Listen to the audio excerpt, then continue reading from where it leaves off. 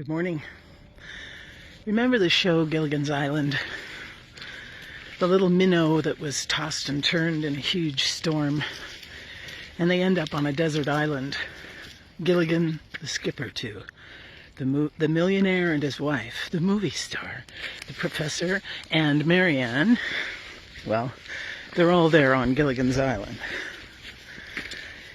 Many people consider the church a ship, a boat, an ark as well, that we're all on, and that the church takes us through stormy weather and stormy experiences to safety.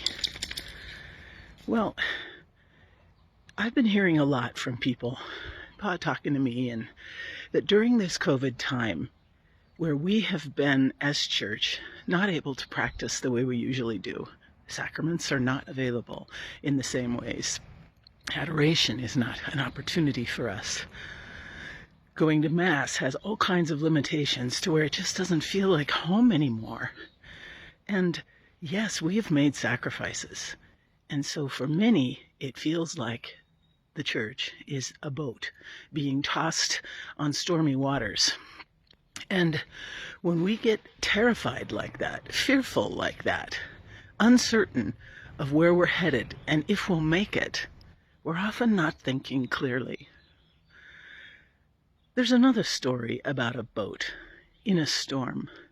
These friends went out onto the water and had no preparations for bad weather because it wasn't bad when they set forth.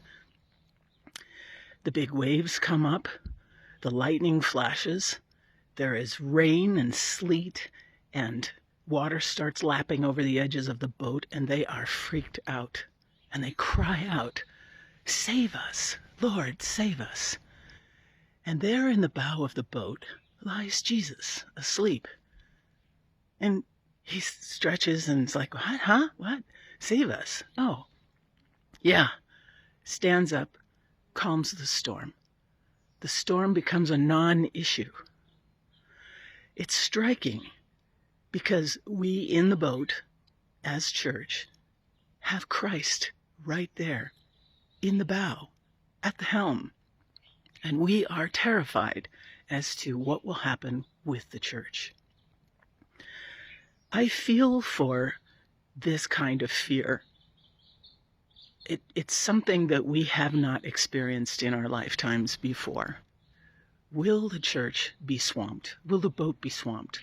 Will we make it out okay? Will we sink?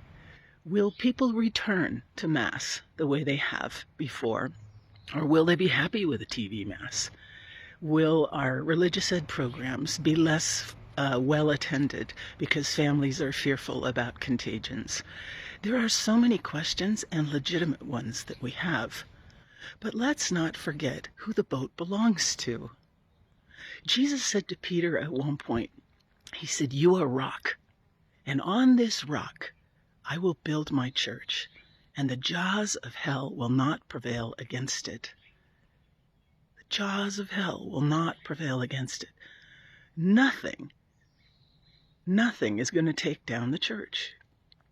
No pandemic, no fire, no earthquake, no disease, no scandal, no poor leadership, no great leadership. Nothing is going to take down the church, because the church is Christ's. We are members of the church. The church is Christ's. So Christ is at the helm. Christ is also our anchor. We are not being swamped around rudderless in a heavy storm. We have an anchor.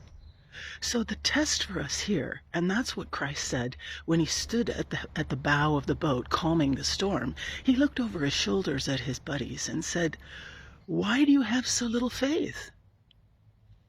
He calms the storm. Even the storm surrenders.